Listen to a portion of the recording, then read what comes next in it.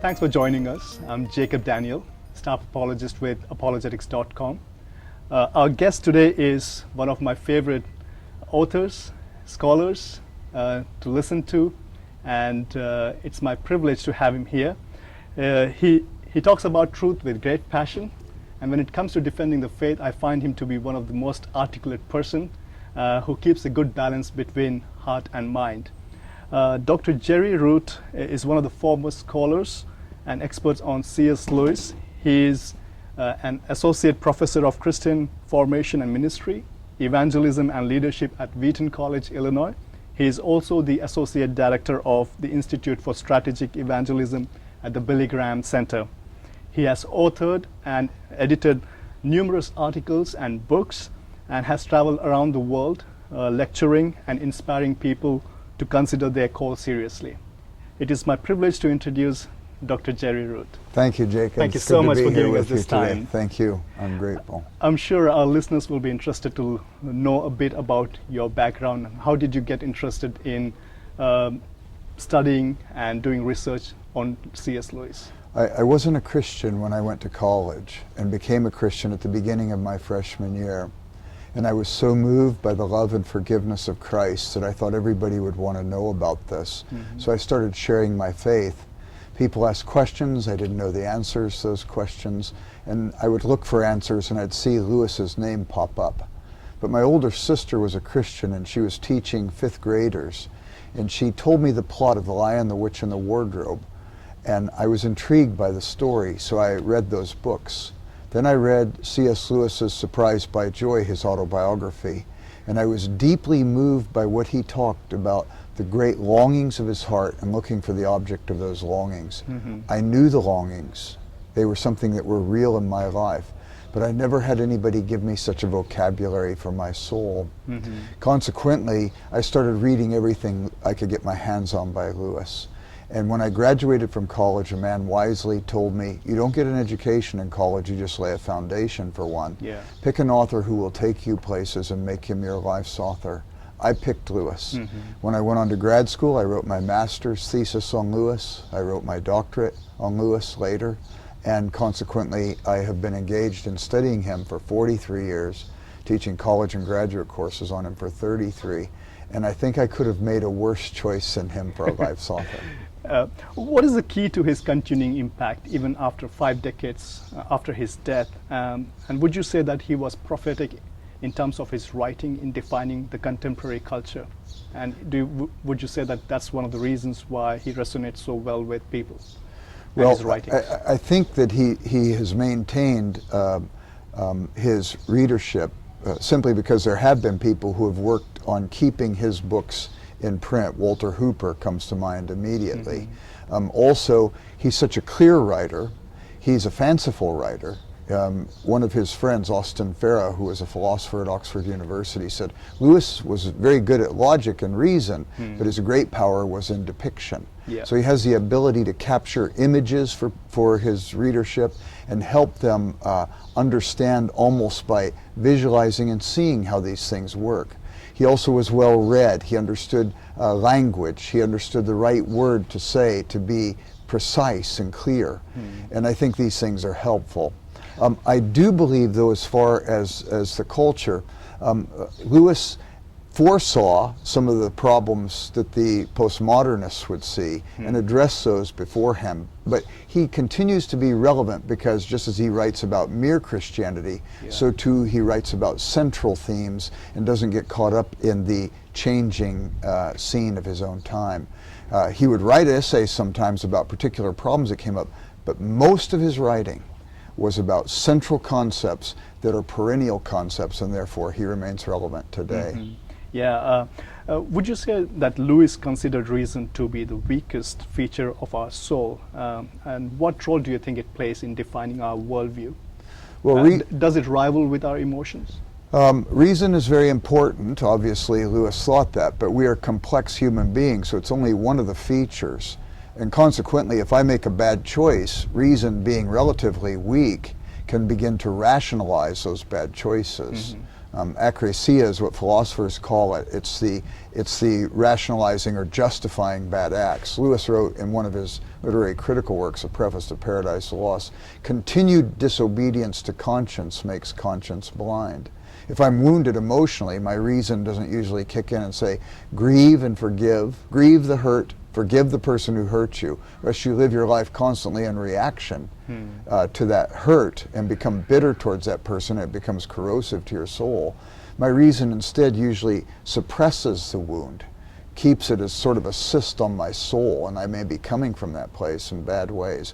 Lewis saw the value of reason, but he also saw the weakness. That's why sometimes he would write stories, because he knew that reason can stand as a dragon sentries before my heart, preventing truth from getting in, but sometimes the story could get past the watchful dragon. Yeah.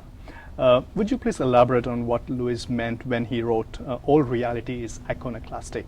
And if what we believe is constantly being shattered by reality or by experience, how is it that we can know anything? And what kind of approach did Lewis have in terms of searching for meaning and reality or truth? Well, Lewis, when he taught his students at Oxford University, says, we have fulfilled our whole duty to you if we can help you see some given tract of reality. He knew that in a fallen world, people could tend towards self-referentialism and utilitarianism towards others. So he wanted them to break out of the dungeon of self. He wanted them to adjust their emotional life, their rational life, their volitional life to the plumb line of reality. He wanted them to see the real world. And in this sense, we could say he was an objectivist, but some people get nervous about that term because they equate it with Enlightenment rationalism. Lewis's approach to truth and to objectivity goes back to classical times. Even more, it goes back to biblical times. So he wants his readers to understand reality, but reality is complex. So my best thoughts about it will always have to be modified. If I'm a developing human being and growing, a person who recognizes with humility, which is a synonym for honesty, that I'm not omniscient, then there has to be some progress in my understanding. Whatever I think about reality, compared to the plumb line of reality, will always have to be adjusted. So when Lewis says reality is iconoclastic, he means by iconoclast a person who breaks idols. I have an image of God. It's a helpful understanding in the moment. Some of the pieces of the puzzle came together for me from a book I read or a conversation I had. But that momentary understanding or image of God, if I hold on to it too tightly, it competes against my having a growing understanding of God. And consequently, it's no longer a helpful image, it becomes an idol. And God in His mercy always breaks out walls of the temples I built for Him because He wants to give me more of Himself. And so when Lewis recognizes this, he recognizes that I may have a sure word about God, but I'll never have a last word about God. God is bigger than my best thoughts about Him. When Lucy, the most spiritually sensitive child to go into Narnia from our world, sees Aslan, the Christ figure, for the first time on her second trip to Narnia, she says, Aslan, you're bigger.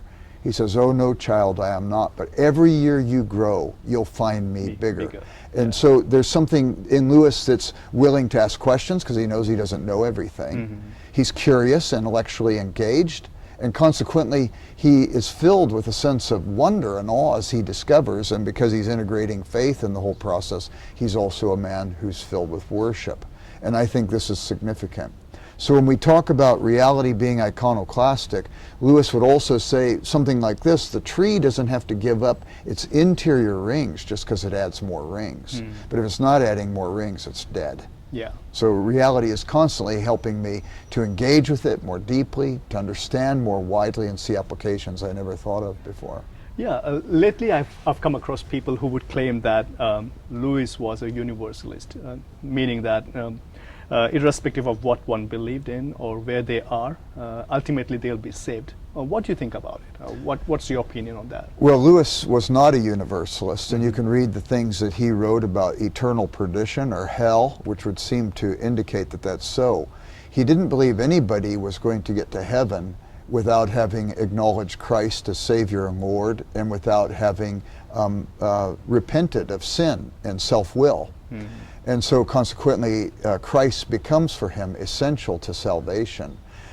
Some people get this misnomer because I think they are reading into a passage in the last battle, the last of the Narnian Chronicles, where there is a worshiper of the false god Tash. His name is Amith, and he ends up in Narnia in heaven. Amith is a Hebrew word for truth, and Lewis was deliberate in using this word to talk about this particular soldier who is in pursuit of truth.